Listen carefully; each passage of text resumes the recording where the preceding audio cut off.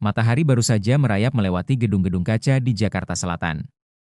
Jalanan Sudirman masih padat, deru mesin ojek online dan mobil pribadi bercampur dengan suara klakson yang bersahut-sahutan. Di lantai 15 sebuah gedung perkantoran modern, Doni Prasetya, seorang CEO muda berusia 34 tahun, sudah duduk di meja kerjanya. Jas navy yang ia kenakan masih rapi, wangi parfum kayu manis samar-samar memenuhi ruangan. Di hadapannya, laptop terbuka menampilkan grafik pendapatan yang menanjak. Startup fintech yang ia bangun 3 tahun lalu, Pailing Nusantara, sedang berada di puncak kejayaannya.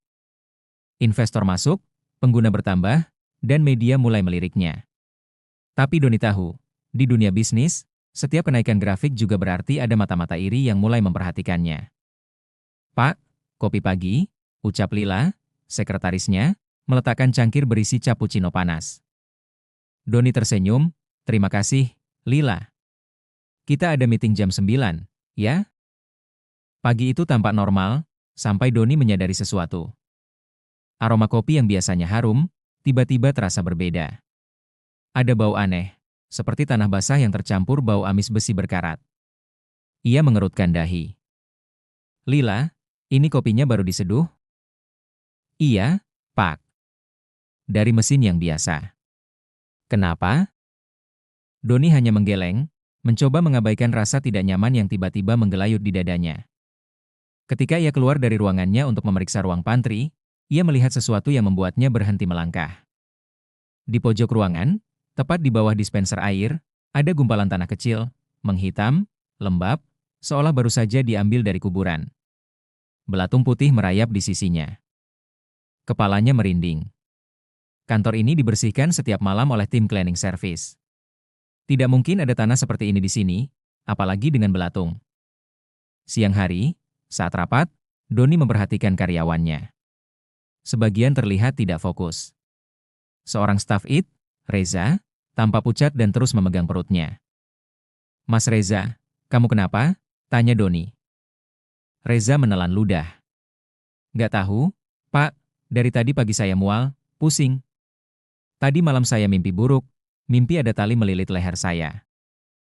Doni terdiam. Itu bukan pertama kalinya ia mendengar cerita aneh dari karyawannya minggu ini. 2 hari lalu, staf HR mengaku mendengar suara langkah kaki di koridor kantor saat lembur, padahal CCTV menunjukkan koridor itu kosong.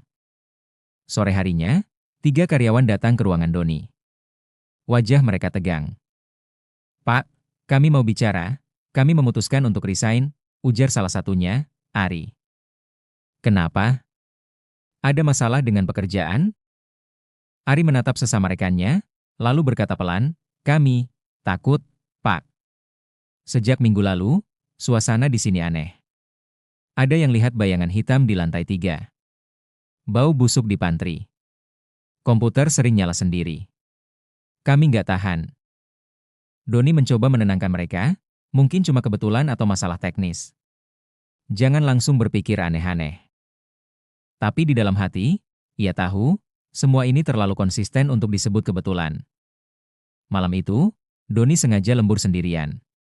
Ia ingin membuktikan bahwa semua ini hanya imajinasi. Gedung mulai sepi, suara AC menjadi satu-satunya yang terdengar. Jam menunjukkan pukul 11 malam ketika ia mendengar bunyi gesekan di luar kantornya. Pelan, seperti sesuatu diseret di atas lantai. Doni berjalan ke arah sumber suara. Langkahnya berhenti di depan ruang arsip. Ketika ia membuka pintu, jantungnya berdegup kencang. Di lantai, tergeletak bungkusan kain hitam diikat dengan tali, basah oleh cairan berbau menyengat. Dari celah kain, terlihat potongan tulang kecil dan helaian rambut. Tangannya gemetar. Hatinya berbisik, ini bukan kebetulan. Ini, buhul. Keesokan paginya, suasana kantor Pailing Nusantara berubah drastis.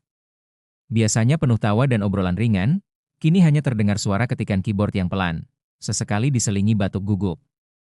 Meja-meja kosong mulai terlihat di beberapa sudut, kursi yang dulu terisi kini hanya tinggal monitor yang mati dan setumpuk kertas.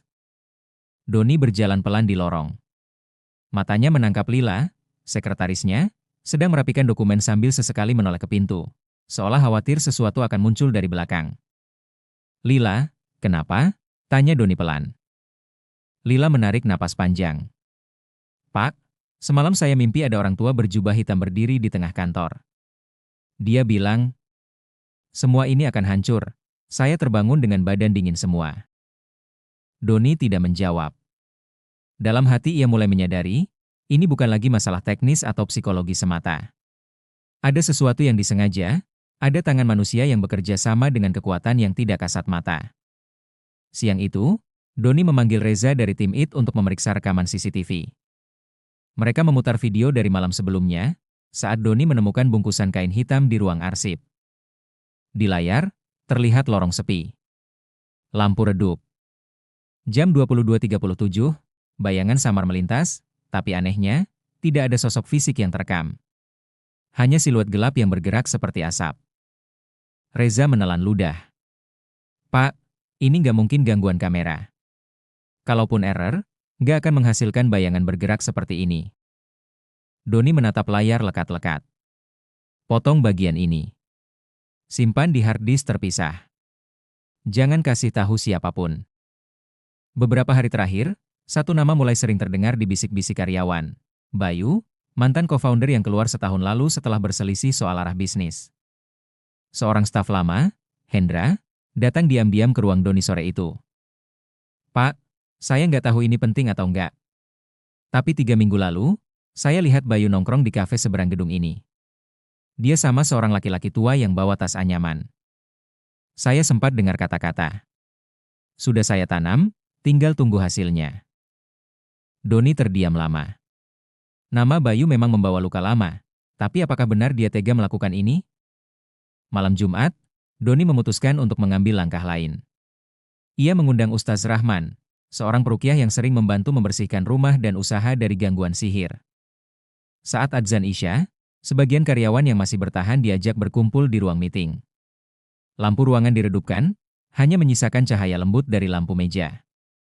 Ustaz Rahman membuka dengan membaca surat Al-Fatihah, lalu dilanjutkan ayat-ayat ruqyah, Al-Baqarah 102, Al-Ikhlas, Al-Falah, dan An-Naas.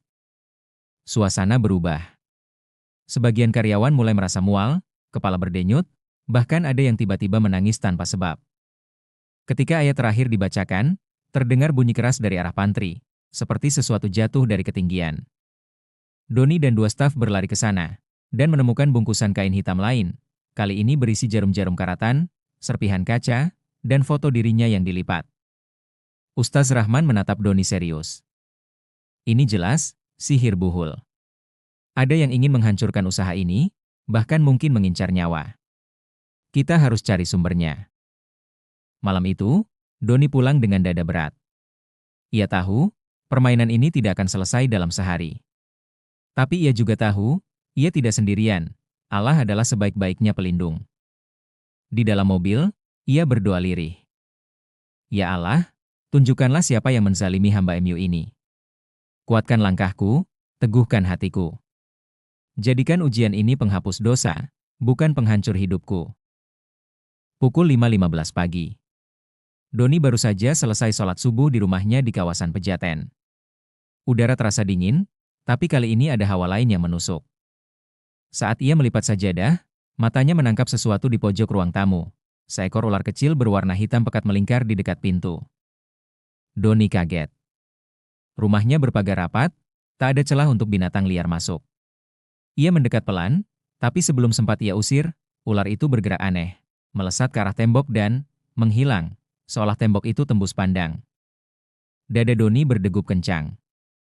Ia sadar, ini bukan hewan biasa. Ini adalah bentuk kiriman, pertanda serangan sudah mulai menembus batas kantor dan masuk ke wilayah pribadinya. Saat tiba di kantor, Doni tertegun melihat hanya setengah dari jumlah karyawan yang hadir. Beberapa meja bahkan sudah kosong total tanpa barang pribadi. Pemiliknya resign mendadak tanpa pamit. Di ruang meeting, Lila menangis sambil memegang tangannya yang membiru. Pak, tadi pagi, waktu saya keluar rumah, tiba-tiba ada batu kecil jatuh dari atap. Panas sekali, padahal masih pagi. Setelah itu tangan saya langsung begini, katanya sambil menunjukkan memar berbentuk lingkaran. Doni mulai merasakan tekanan di kepalanya. Bisnis yang ia bangun dengan keringat dan doa kini berada di ambang runtuh. Tapi di hatinya ia juga merasa, ini adalah medan ujian iman. Siang itu, saat Doni sedang memeriksa laporan keuangan, Ia tiba-tiba merasakan bau busuk menyengat, seperti daging busuk yang disimpan berminggu-minggu. Bau itu datang dari laci mejanya. Saat dibuka, Doni terpaku. Di dalamnya ada plastik kecil berisi cairan hitam kental dan sehelai kertas dengan tulisan aksara yang tidak ia mengerti. Detik itu juga, kepalanya terasa berat. Pandangan mulai berkunang-kunang. Ia memegang meja agar tidak jatuh.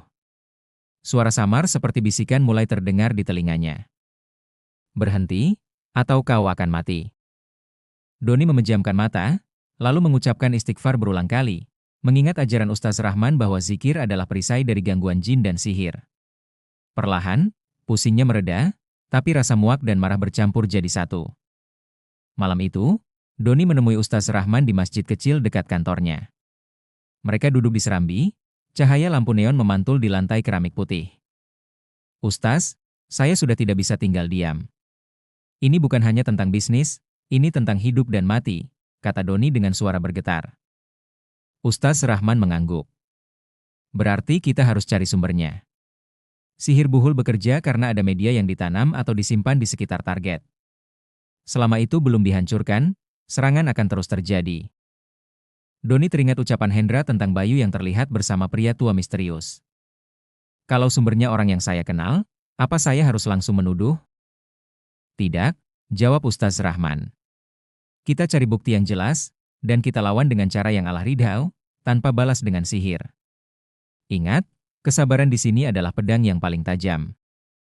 Ustaz Rahman memberi saran untuk melakukan ruqyah keliling di seluruh ruangan kantor pada malam Jumat berikutnya.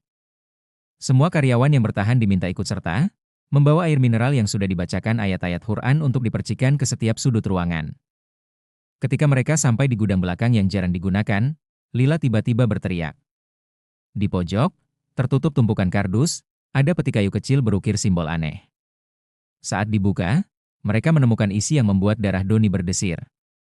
Boneka kain berwajah mirip dirinya. Jarum-jarum yang menusuk bagian dada boneka. Dan foto Bayu yang dilipat rapi di bawahnya. Ustaz Rahman menatap Doni. Inilah sumbernya. Kita harus membakarnya malam ini juga. Namun sebelum mereka sempat keluar gudang, lampu mendadak padam. Udara menjadi dingin membekukan. Dari kegelapan, terdengar suara tawa lirih, panjang, menusuk, seperti berasal dari dasar perut seseorang. Gudang itu gelap gulita. Tawa lirih yang tadi terdengar berubah menjadi raungan serak, seperti dua suara bercampur jadi satu berat, satu melengking. Lila berpegangan erat pada lengan Doni, tangannya dingin seperti es. Pak, itu suara siapa? Suaranya bergetar. Ustaz Rahman segera mengambil posisi di tengah ruangan. Ia meraih botol air ruqyah dari sakunya, lalu memercikan ke lantai sambil membaca. A'dzu billahi minasy syaithanir rajim. Bismillahirrahmanirrahim. Suara itu mereda sebentar, lalu terdengar dentuman keras seperti sesuatu menghantam dinding dari dalam. Tiba-tiba, suhu ruangan turun drastis. Napas mereka terlihat seperti asap di udara. Kardus-kardus di sudut mulai bergetar, sebagian roboh sendiri. Doni merasakan pundaknya berat, seakan ada tangan besar yang menekan dari belakang. Dalam benaknya muncul gambar wajah hitam legam dengan mata merah menyala. Ia hampir jatuh, tapi suara Ustaz Rahman memotong rasa takutnya. Baca ayat kursi, Doni. Cepat. Doni mengulang ayat kursi dengan suara terbata, tapi setiap kata yang ia ucapkan membuat beban di pundaknya sedikit demi sedikit berkurang. Lila yang memegang botol air ikut menyiramkan ke arah peti kayu. Cairan itu mengeluarkan bunyi mendesis, seperti minyak panas terkena air.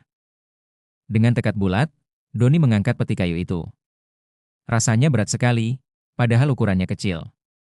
Mereka membawanya ke halaman belakang gedung. Ustaz Rahman sudah menyiapkan tong logam, lalu menuangkan minyak tanah. Sebelum dibakar, ia membacakan surat Al-Ikhlas, Al-Falah, dan An-Naas. Dengan nama Allah, yang maha memiliki segala kekuasaan, kami kembalikan semua ini kepada MU. Begitu api menyala, suara tawa itu kembali terdengar, kali ini lebih nyaring, lalu berubah menjadi jeritan panjang yang membuat bulu kuduk semua orang berdiri. Asap hitam pekat membumbung, lalu menghilang seperti tersedot ke langit malam. Anehnya, setelah buhul terbakar habis, udara menjadi hangat kembali. Bau busuk yang selama ini menghantui kantor lenyap seketika. Beberapa karyawan yang ikut rukyah merasa tubuh mereka ringan dan pusing yang mereka rasakan selama berminggu-minggu hilang. Lila menatap Doni sambil tersenyum lemah. "Pak, saya merasa bebas." Doni hanya mengangguk, matanya berkaca-kaca. Ia tahu ini adalah pertolongan Allah. Namun, Ustaz Rahman memperingatkan, jangan tenang dulu. Selama pelaku belum bertaubat, ia bisa mencoba mengirim lagi. Kita harus melindungi tempat ini dengan zikir, sholat berjamaah, dan sedekah rutin. Keesokan harinya, kabar aneh beredar. Bayu, mantan co-founder itu, dikabarkan jatuh sakit misterius. Badannya kurus dalam hitungan hari, matanya sayu, dan ia sering berteriak di malam hari seperti sedang disiksa. Beberapa saksi mengatakan ia pernah mengigau, kenapa terbakar, kenapa semua habis, sebelum akhirnya pingsan. Doni mendengar kabar itu dengan hati yang campur aduk. Di satu sisi ia merasa keadilan Allah sedang berjalan, di sisi lain hatinya terguncang. Apakah ia harus mendatangi Bayu untuk mengajak bertaubat, atau membiarkan Allah yang menuntaskan? 3 hari setelah pembakaran Buhul, bisnis Pailing Nusantara mulai pulih. Order kembali ramai, karyawan yang bertahan terlihat lebih bersemangat, bahkan beberapa yang sempat resign menghubungi Doni untuk minta kembali bekerja. Namun di tengah kabar baik itu, sebuah pesan WhatsApp masuk ke ponsel Doni. Pengirimnya adalah Hendra, staf lama yang kenal dekat dengan Bayu. "Pak, Bayu parah, Pak. Dia sakit aneh. Dokter nggak nemu penyebabnya. Badannya panas dingin, malam-malam menjerit, matanya melotot kayak ketakutan. Keluarganya minta tolong." Doni menatap layar lama sekali. Ingatan tentang perselisihan mereka, rasa sakit hati, dan dendam lama berkelebat. Namun di balik itu, ia mendengar gema ayat yang pernah diajarkan Ustaz Rahman. "Tolaklah kejahatan dengan cara yang lebih baik." Quran Surat Fusilat 34. Sore itu, Doni datang ke rumah Bayu. Rumah itu pengap, tirai tertutup rapat.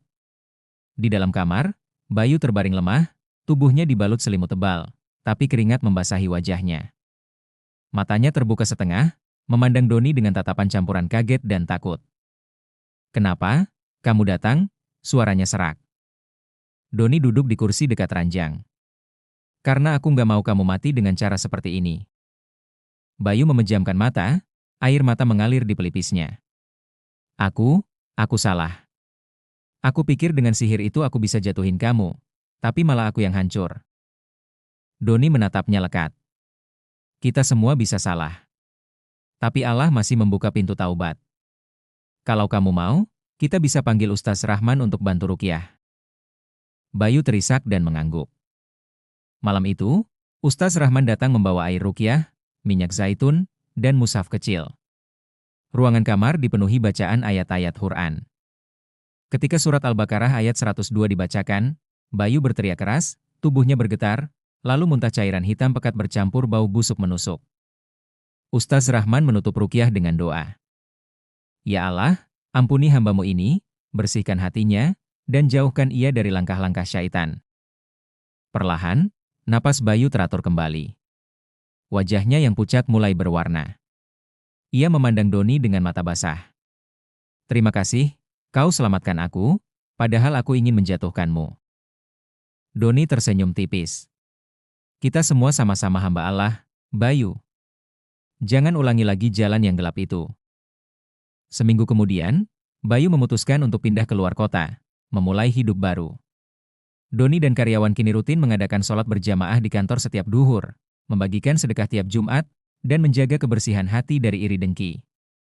Di sebuah rapat mingguan, Doni berkata pada seluruh tim, "Kita sudah lihat sendiri betapa mudahnya manusia jatuh kalau tergoda jalan pintas. Jangan pernah cari rezeki lewat pintu yang Allah larang. Karena semua yang dibangun dari kegelapan, pasti akan runtuh oleh cahaya." Cahaya sore masuk lewat jendela kantor, menyinari wajah-wajah karyawan yang kini kembali penuh harapan. Bagi Doni, ini bukan hanya kemenangan bisnis, ini adalah kemenangan iman.